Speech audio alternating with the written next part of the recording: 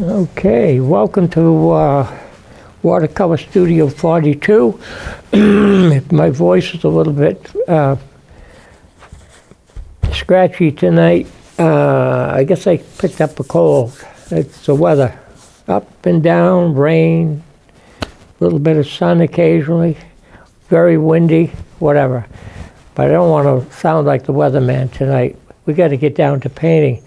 So what I'm going to try to do here tonight is to two pictures at the same time. I've done that before.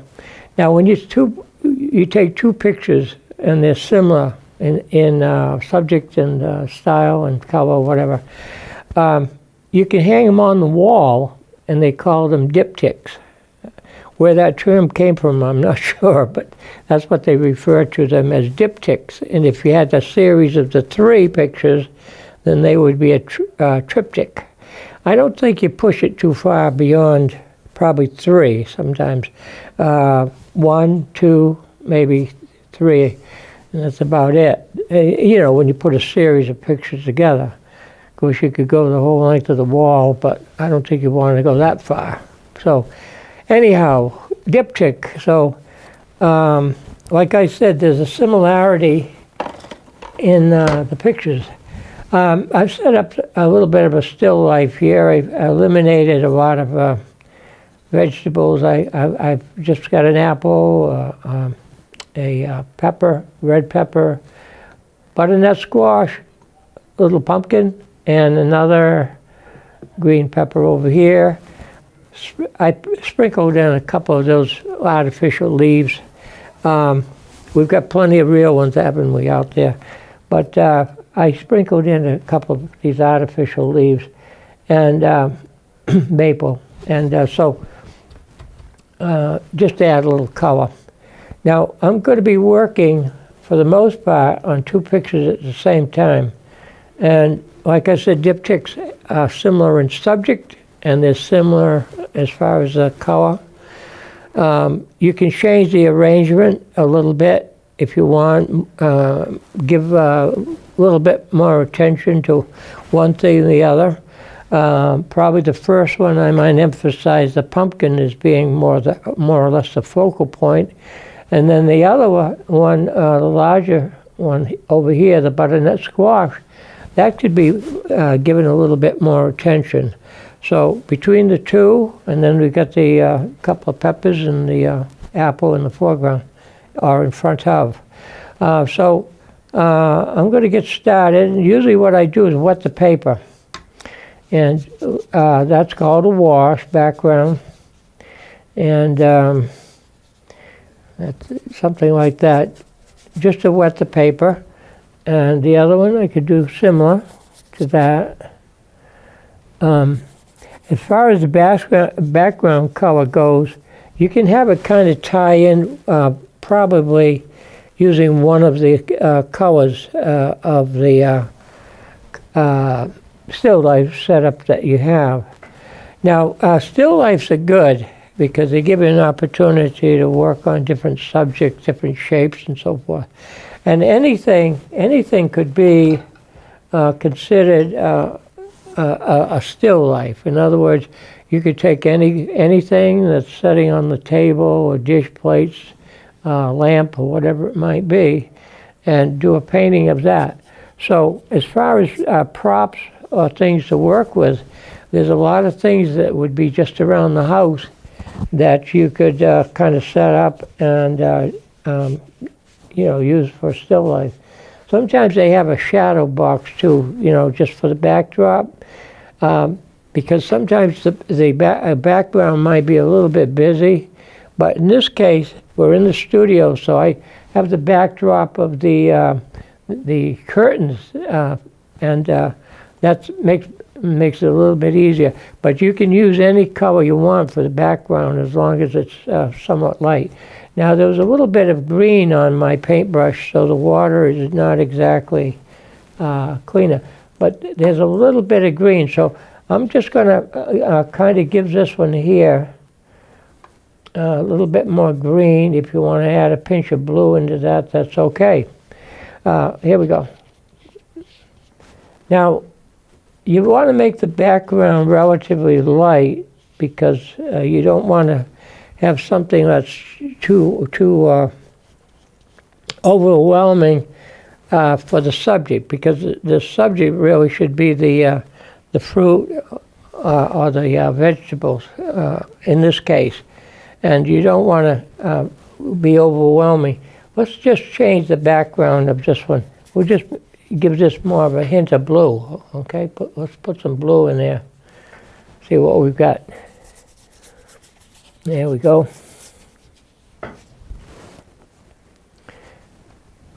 Now again, I'm emphasizing the idea that you keep the wash relatively light, and when you apply the wash, you don't have to be overly fussy because you might not see too much of the background by the time you paint in everything else. I spend very little time, if I can, as far as sketching something out. So here we have the background in both of them. This is a little hint of blue, soft blue, and this one has a hint of green, very soft green for the background.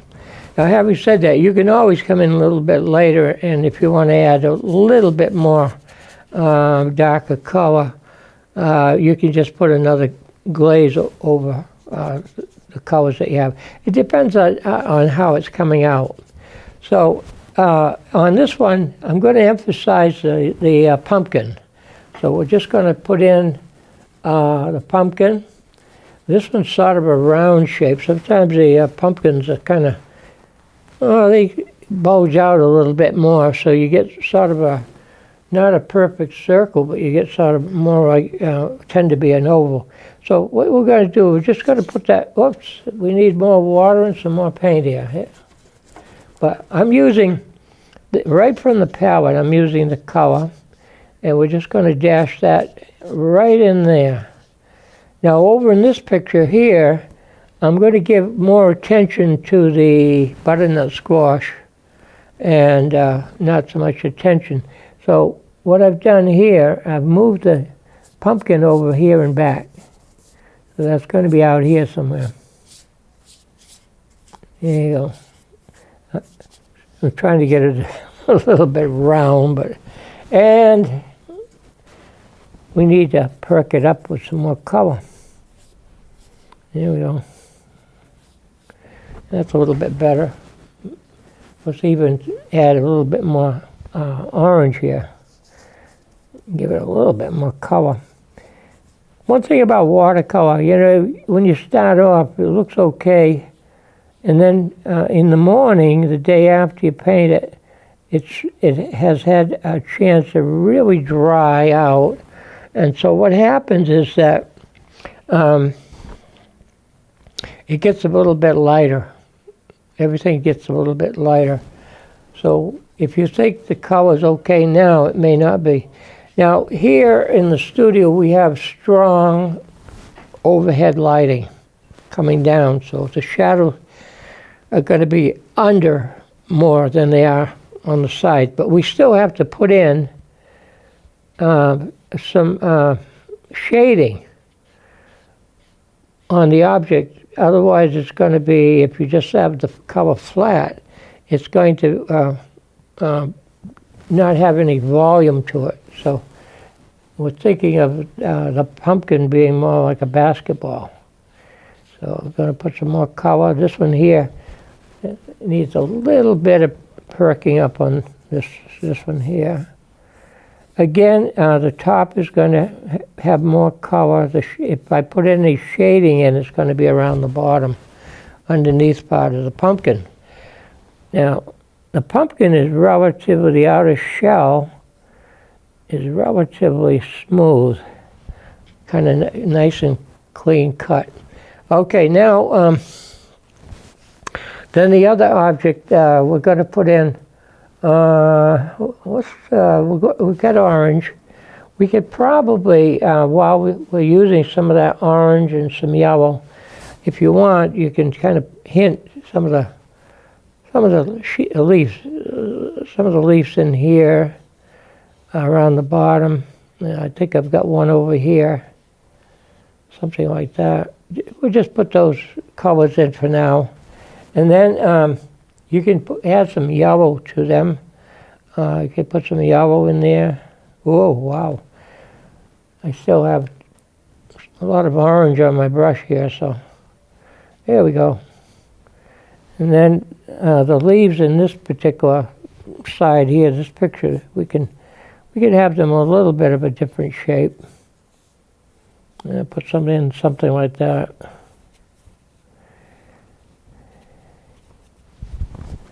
Okay, plenty of leaves this year, and because of some of the storms that we've had, it's been very windy, so the leaves have come down a lot sooner than they may have in the past.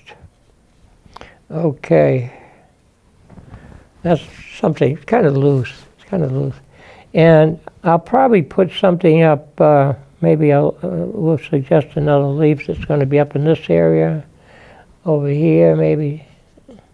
Can you see that there's a similarity to this whole the pattern here that we're working on? That's why they refer to it as a diptych, because you're working with basically the same subject. And in this case, the color scheme will be similar. Okay, now what else would you need? The butternut squash is a little bit tricky as far as color goes.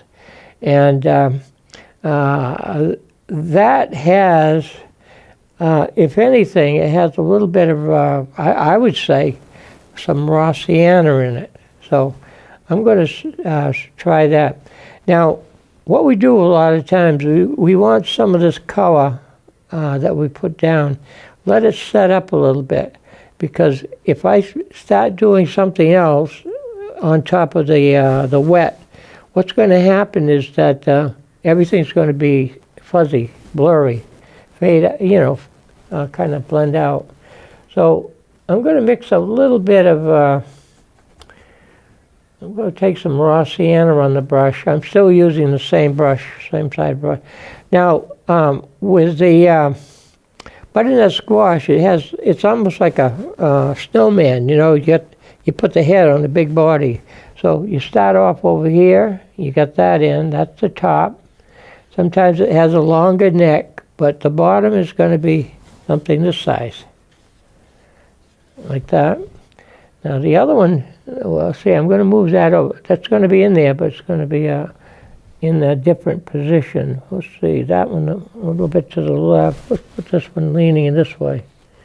Oh, we're going the same way as far as leaning, but it's moved over a little bit. Let's see if I can get that shape in there. You can get the idea of that. We add a little bit more color to it. Again, there's going to be some shading around the sides here. Now, actually, they're pretty close together as far as position. So we can. This one's got a lot darker though. Let's put a little bit more color back into this one over here, especially on the shadow side, the under part. There you go. Then we do have the red pepper and a green one. Now this is going to be a little bit tighter to fit just about everything in. So I'm gonna let that set up. That's kind of wet in here. So a lot of times while I'm letting things dry a bit, I carry on a little bit of a conversation and whatnot. Here we go, something like that. Just pull some of that color over. And you can use your brush, get some of the paint out of it, and dry the brush off a little bit and use it almost like a sponge. So if I wanted to put some highlight on the squash, it probably, I'm looking at it, it's right up in here, and you're going to see a little bit down in there on the side. You're going to see, with this one similar, It's going to be, let's move it over a little bit. Okay, we're going to put this is leaning. Let's put it up in there somewhere. And you're going to see a little bit more of the highlight on that side of the butternut squash. I'm going to actually add a little bit more. Move that out here. This one here, I've got to come in stronger. I got that yellow up in there. I want to make that more of a beige color. Let's see if I can make that stronger right in here. Having said that, we're going to do the same, give this one the same amount of attention on this side, something like that. Now, you can put that in, but you can move that around. Now, that's a little bit heavy here. Let's make that kind of thin that out a bit. And we can take the brush, and if you want, you can put some of that highlight back in, like we were talking about, more into here. So I can lighten this up in here, see, like that. And this is a hard edge right there, so what I'm going to do is soften that out a bit. Take that, soften it out. This one's a little better looking than that side. Let's see if I can do something here that's going to make them both similar to each other. I think I'm cutting into this one too much. Let's come around here again, take some of that out of there, and that's a little bit hard here too. Let's take some of that out. And that side here needs to be stronger. So I'm going to come back in there. See how dark that is? Well, we want this one to look similar to that. Similar to that one. Not exactly the same, but similar. And we can lighten it up again using the brush, almost like you'd use a sponge. Put that out here a little bit more. Kind of more convincing, like the color of a butternut squash. I wish butternut squash was in season year-round, because I love butternut squash. And it goes good with just about any meal as a side order. Okay. There you go. Now, notice how it's getting lighter, that pumpkin. So now that it's drying out, I can come back and it's much stronger. So let's give this another coat right in through here, make that darker there. And we're going to soften, that's got the highlight coming down, so we're going to kind of pull some of that out of there. And we could do the same thing with the other side. I'm trying to keep this as minimal as I can, because it's very easy to get carried away and keep brushing strokes into it. And I don't want to do that. I want to make this kind of a little bit more fluid. There you go. You see that? If it has a hard edge to it, I just pull it out with the brush. Clean it up around the edges. I use that term a lot, cleaning up the edges, because really that's what you do a lot of times. You want to make it look so it's kind of not too busy and nice, clean cut, shapes. There you go. This isn't quite exactly what I want yet. Let's bring that around here. I'm going to put some few more markings in there, but I don't want to get it too busy. Now we could put that red pepper. Let's put this red pepper I have over here. That's a very bright color. I think I'm going to put it on using that permanent red, and that's going to make it a little bit brighter than what it really is. But for the first coat, we'll just put that in there. And we don't want to have it exactly the same. So why don't we move that up in here, put that up in there. Okay. See how it's kind of got lighter. I'm going to come back in a little bit more with some red, so to make it nice and dark red. There you go.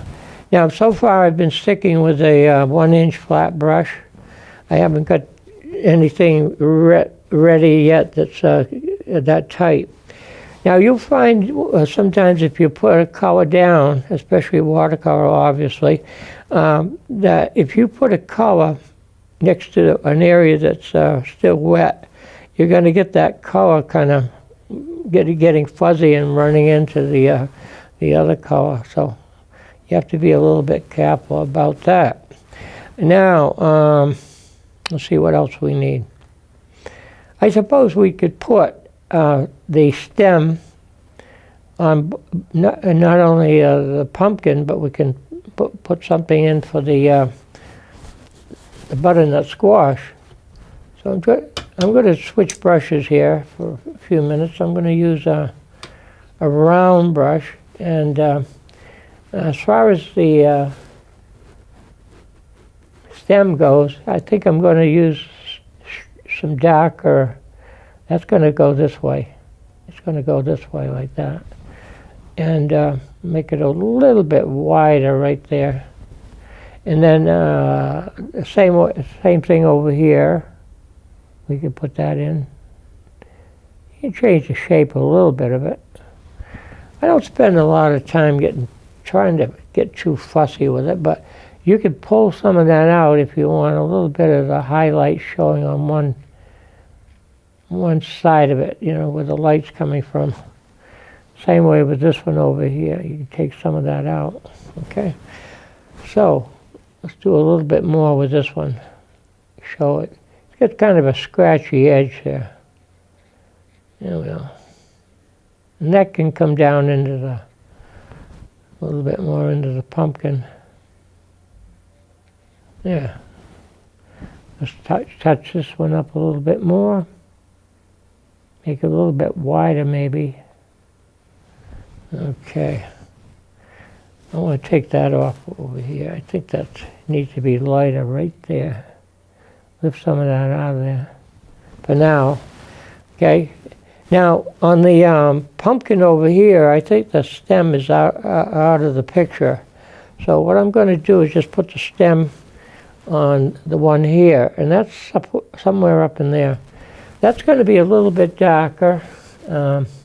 Probably for that I might use some of my sepia, some of that dark brown. See if I can find it up here. Okay, I think that might do the trick. And again, that has a little bit of a longer stem that kind of starts up here, and that comes down into the pumpkin, something like that. Okay, and kind of, it worked out. You probably might not see it over here. Yeah, well, I guess let's put it in, but it's going to be moved over, coming into the painting a little bit like that. Yeah, looks something like that. I think I'll hit that with a little darker color down through here, around the bottom of the stem. Okay, I think this one's okay.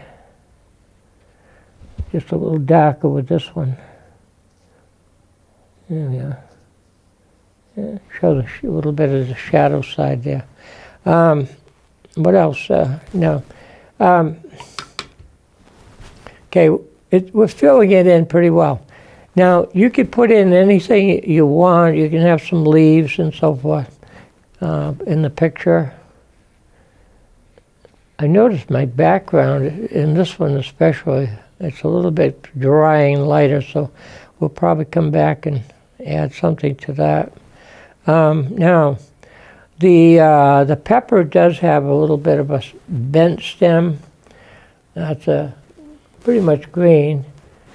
It's a sort of, I'm going to start with some yellow and then put a little bit of green into that, kind of brighten it up a bit lighter. just mix that, see what this looks like. Now, I hope this is dry enough. I'm taking a chance, but just put a little bit of that in there like that. And the other one, you can have it, kind of going up into here. Just give it a little bit of a bend. So we got that going. Now, let's see what else. We do have the apple. Now, I don't know if I'm going to have room for that over here, but we'll give it a try, see what happens. The apple, again, the base color probably, it may have started out green, but this apple happened to be quite a bit yellow. I think I'm going to try to get this back in here, if I can. I'm going to lose a little bit of that leaf that I suggested, but we'll see if that can go back into here. And I'm just going to come in. I've got to make that more opaque to hide that color that I had for the leaves there. We'll put that apple back there. And the other apple, let's move it over. And let's locate that one off over in here somewhere. Again, I don't like to put a color on top of another color or try to hide another color in general. But in this case, you really have to make it fit in. Okay, so we're coming along pretty well. Now, I've got some extra space around here. I could put just about anything in. I could show that. Let's put that little bit of that green pepper in here. Maybe that one I could fit just a little bit up and back there. You don't have to go into a lot of fussy detail. We'll just put it back there. And with this one here, we want to make it a little bit different. So we're going to locate maybe in there. Let's try it, see what happens. All right, we'll put that pepper back in here. This is still a little bit wet, so we're going to have a little bit of a problem with that. Put that pepper, we can have that come down into there. It's a little bit larger than this one. But you know what we can do? We can make this one a little bit larger too, by extending it that way. And maybe bringing it down here. This is going to go a little bit off the page here. This is kind of tough to cover. That's the problem. Watercolor, for the most part, is transparent. So it's kind of, if you try to hide a darker color, boy, you got to put it on real heavy. A lot of times what I do is try to lift that color out. I'm not taking as much time today as you normally would, but something like that. We'll put that in there for now. Let's see, round it off. The peppers are sort of a little bit flat on the bottom. They're kind of a little bit bumpy. So we just starting a curve there. This one has a little bit of a curve there. You hardly see too much of that over there. So we got that in there. Now, when you're looking at this, you just have to decide, well, what am I going to put in there to kind of fill in some of the white? So what I'm going to do here, I'm going to put some of the leaves in there. See, I'm going to fill this in, make that a leaf. This can have some sort of a leaf up and back here. See how that works? Just to fill in some of that empty space. And we can have the shape of the leaf going out here. And it can go right to the edge. That will kind of close in some of that background so it's not that large a shape. Okay. Now, what else? What else? Let's put something down here. I always like a little bit of a foundation, something that's a little bit stronger to support. I call it the weight, but it's just, it's just the weight of the subject itself. So let's do a little bit of this. See what happens by putting that in there. We can always take that out if we have to. Just have something. It might be something to do with the burlap or the ground or whatever. We'll just fill that in across here. Now what I'm doing is trying to let some of that dry a bit. And so that's why I'm doing kind of putting some of the edges around here. Let's fill this one in a bit. Doesn't have to be the same color or shape as the other one. This one here. Make that higher. Just trying to fill in that area, the shape. Something like that. I'm going to try to go into this a little bit closer there. And kind of fade out. See, the backgrounds are going to be a little bit different. Or the foreground, rather. It's going to be just a little bit different shapes in there than this one. Okay. Okay, let's do something with this. Fill that in. Okay, right to the tape. Yeah. Maybe we can have that kind of fade away off there somewhere. Well, now we've got a few objects here. We got the squash butternut. We got the red pepper, and we've got the apple. Now the apple, I'm letting that kind of set up a little bit because I've had to put the apple in over another color, and I want it to be more of a yellow. Let's see, where did we put the apple? Or did we put it enough over here? I don't know. We can put it back here. Make it a better location. Let's put the apple back up in here somewhere. We don't want them to be exactly the same composition, so kind of change it a little bit. Now, I'm letting this set up a little bit because I'm going to be coming back in, and I'm going to just be defining a little bit some of the shadow, the undershadow, putting some little wedges of paint in there. And I'm not trying to be overly fussy about it, but just to make it look more relaxed. So any of this background that I'm doing is just kind of bringing out and emphasizing, like the pumpkin. See, you just paint that in like that. It's kind of outlining a lot of the areas, but also you're kind of filling it in so you don't see so much of the white paper showing through.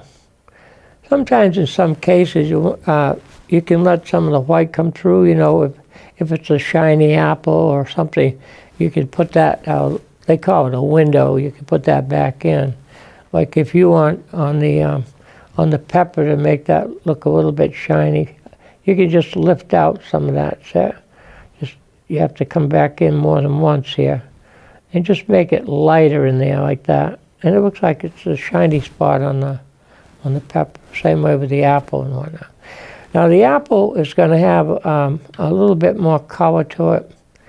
And so I'm going to come back into that. And for now, I'm going to put some red into that on top of the color that we have here. I don't know how that's going to work. And just follow kind of stay with the contour. Like that. We put the apple way up there. We can do the same thing with that. You can have that overlap a little bit, the butternut squash. Just come around and put some of the apple back up in there. Now, what's happening here is that when you look at it, it's all these colors right now are kind of all running together. So what we're going to be doing is to kind of outline and define, put some wedges in, and kind of make some of these objects kind of jump out a little bit better than what they're doing. Like, for example, on the pumpkin, we could see that that's quite a bit brighter, orange. I almost said yellow, orange. It's orange. So I could come in and make that brighter here. It's going to be a little bit darker over on that side. That gives it that kind of a roundness. But when you get down underneath here, that's going to be really kind of, there's a nice little wedge down there, dark. So you come back in, and we'll see what we can do. We're just going to put a real darker edge under here, like that. See, that makes it pop out a bit. Now, I feel like I'm a little bit tight tonight here. Maybe I can do this a little looser. There's another wedge that we could put right in here, and that's going to come around something like that. Put that in, and having done that, I'm going to clean up the stem. Hopefully I can clean up the stem on that red pepper there. Okay, that will make that come out a little bit more. Okay, now we want to show a little bit more of the contour of the butternut squash. So I think I'm going to come back in, and I'm just going to make that a little bit darker with the raw sienna. Make that darker there. Give it a little bit more form. You can come around here. Kind of clean that up a little bit more. Then we can show a little bit more of the top of the apple. Now, again, almost I'm using the negative space to create the positive by doing this. See, I'm giving the some form to the butternut squash, but also I'm putting the stem on the apple by doing this. See how it's not showing up too well. I might have to go over that, but that's putting the stem on the apple. This looks a little bit flat. I can't make out the bottom of the apple is starting to blend in to the background, so we want to make this a lot darker here and pop the apple out a little bit more. Now, not every edge has to be the same thickness. You can come in with a thinner line like that goes into a thicker shape. But see how I'm defining, making things jump out a little bit better, show up better. Let's put a wedge there. That shape doesn't, it looks kind of funny, so I'm going to kind of doctor that up a little bit somehow.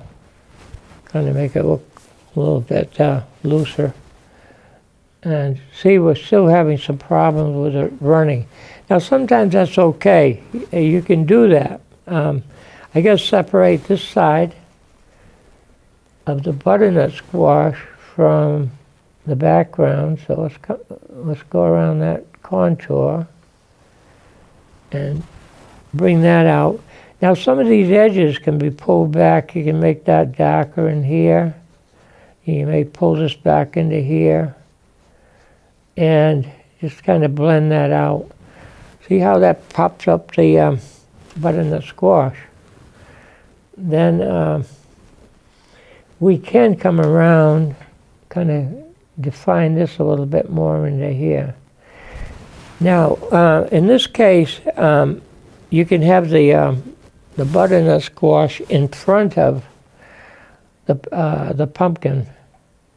So if that's the case, then we can bring this around like this.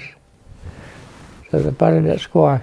Now, I'm going to just darken the stem, kind of perk it up a little bit so it's more of a contrast in there.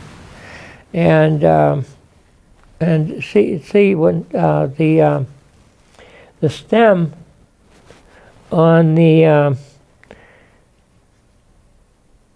pumpkin, see how it fades out? So you have to come back into that after it dries a bit, and it will hold its shape better. Say how you can put that back in there. Something like that. So it just jumps out. Now everything's starting to jump out better. A little bit of shadow around the apple here. Just come around the bend here. And then it's a matter of deciding what you want to do over here. If you want these to look like leaf shapes, then I probably would use my thin rigger and just put some thin lines on the leaf. You can show some of the veins in the leaf. You can start out maybe from here and bring that thin line up into there. I got kind of a double line there this time, but that's the idea, to make show some of the veins in the leaf. I don't like the double line, so I may have to do something about that. Just erase that double line like that. Take it right out of there, I guess. Maybe hide it with a little bit more brighter orange. Make it look like a little shadow on the leaf there. So you can do that. You can soften the shadows around the objects somewhat. I want to make that much darker though. I didn't want it to look so, bring it really darker in there. Maybe that wedge up in here could be a little bit darker, so it just pops everything up a bit. Okay, let's put a little bit of shadow under here. Bring that out. Just another little shadow under here. Okay. I was running out of paint on the brush, so I gotta touch that up. Yeah. Kind of just clean up everything a little bit more. Now I've been working on this one quite a bit, so I might want to go back and work on the other one. You can move back, jump back and forth, but sometimes it gets a little bit. You might leave something out. Let's outline the green pepper. Okay, see that little area there? I'm going to bring that right out. You can always put green in there. Match this side over here. But because this has a false matte on it, I want to make sure I got color that goes right up to the masking tape. You'll see what I mean more so after I remove the tape. Let's make this darker through here, around here, kind of fill that in, something like that. Make that a little bit more clearer. That's better. So there's always something that you can do to finish off the background. Now, when it dries, you'll notice that it gets lighter, obviously. So let's put a wedge on this side of the stem, maybe something over here, and make that darker right there. It's supposed to be an apple, but it was hard to hide that color that I had down. The yellow wasn't quite strong enough to do that. Let's do something with this. And make some zigzags in there, like some sort of vegetable, green something. Let's outline the, I guess that's supposed to be a leaf. Let's put a little bit more of a point on it, lift up. I don't like that as much. Just kind of clean that up a bit. Let's come down this side. Okay, so you get the idea how you can make everything show up a little bit more. And you can still do a little bit of more fussy work. I'll probably come back and do a little bit more of the fussy work, cleaning up some of the edges, and maybe add some extra texture in there on the inside surface. Okay. Something like this. Bring that out. See, when it dries dark, you have to kind of bring that color back, more of a contrast. So that's the idea of that one. Now, if I want to make this look like it's the same person that painted it, I have to apply some of the same outlines on this side. Put some more things on that side. Give that a little bit more character. Okay, so on this side, we're going to, let's start over here on the pumpkin. Give that some shadow over here, outline that darker. We're going to make this a little darker here. Make it show up into here. And come around the corner here. Outline the butternut squash over into there. What do we say that was going to be? A red pepper, right? Not a red. What am I thinking of? It's green. All right. Let's make this green. Outline the green of the pepper. This needs a little bit of outlining here. It's supposed to be a leaf, I guess.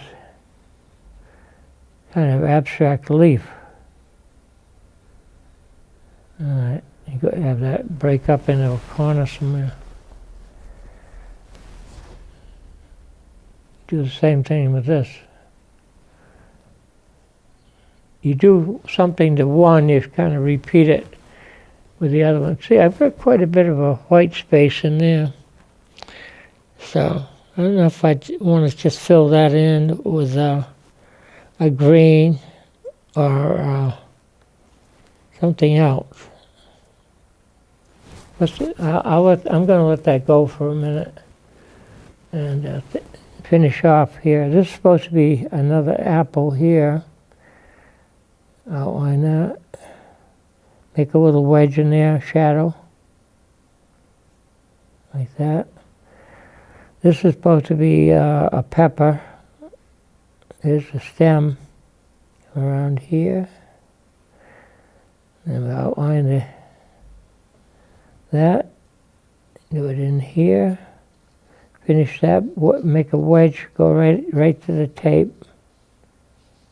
Yeah. See, there's a similarity here. Similarity to the subject, obviously. I'm still trying to figure out what I want to do with that. I think the safest thing might be just to give it a little bit of a contrast here and kind of make that look like a leaf. Part of another leaf in there. Now, a lot of times you get to a point where you got to deal with this and not so much what's happening in the subject. You can refer back to that. You can see where you might need a little darker shadow, a little wedge here and there. Like, for example, right in there, right here, see, put a wedge right in there. And but you want this to look like the same person worked on the painting. So you refer back to this, see what you did there. You might want to make this the little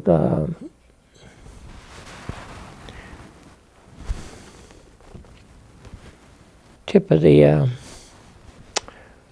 butternut squash.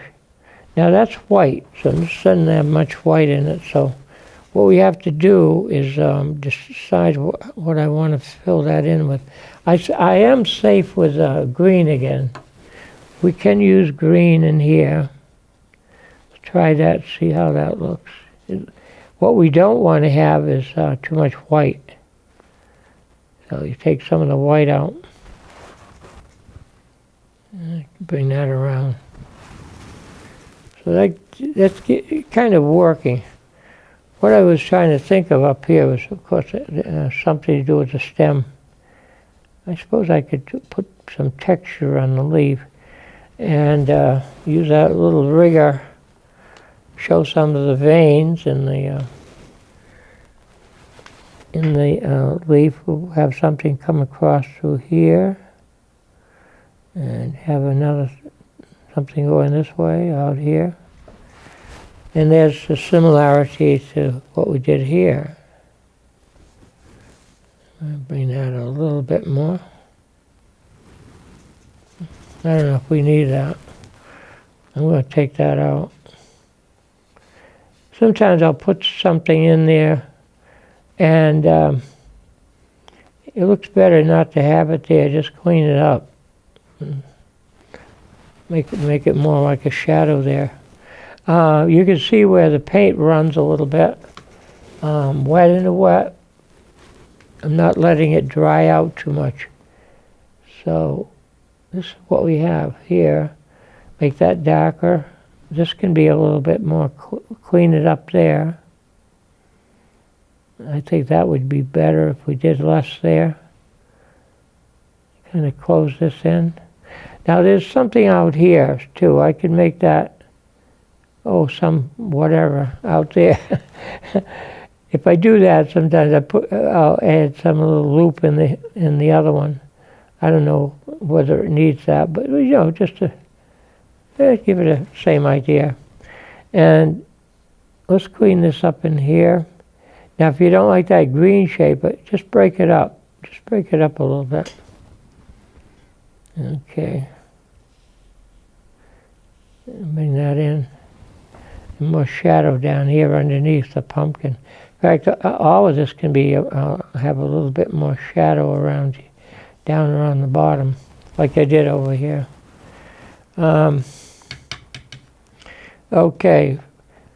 Now, this butternut is kind of light. And I wanted to get it similar to that one, so let's see if I can dash a little bit of darker raw sienna in there. Make them both look similar. Yeah, something like that. That one got a little bit of red in there. This one's got more green into it. Okay. Probably the let's see. I think the pumpkin could stand excuse me, to be a little bit brighter. And I think I'm going to be wrapping up in a minute or two. And what I'm going to do before we have to close down a little bit is to see how that runs. Sometimes you can take your brush and just take that out. Just lift that right out of there before it can dry. See how you can dry that out? There you go. That looks better. But I just wanted to add a little bit stronger orange in this one, so it looks similar to that one, that side.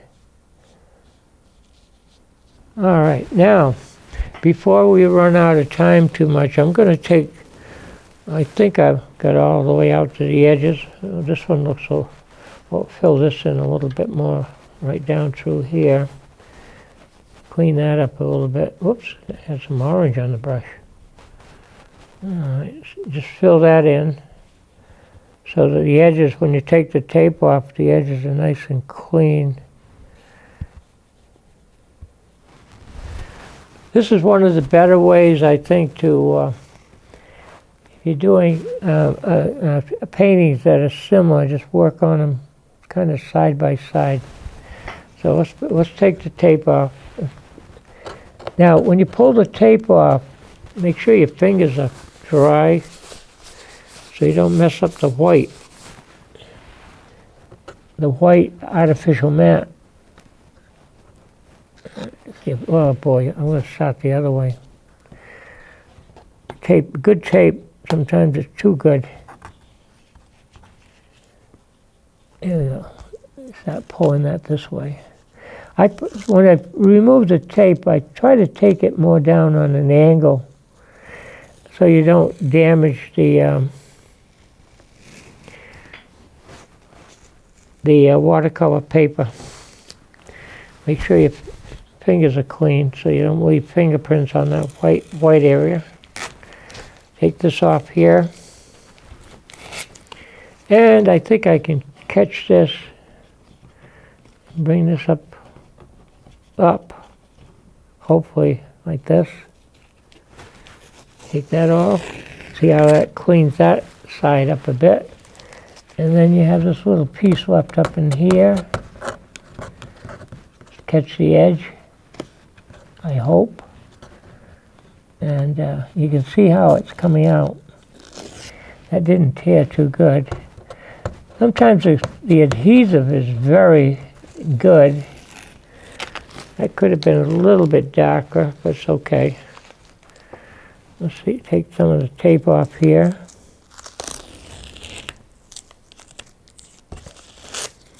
Okay, we'll come down the side. And hopefully we can get this off before I'm out of too much time. I may be already out of time, but hopefully I can say at least brushes up, and we'll see you next week. So here's the two. Let's get this last strip of tape. So that's what they look like. Let's see. And there's a similarity. You can see that they're at least related. So until next time, brushes up and have a good week, and we'll see you again, okay? Thank you.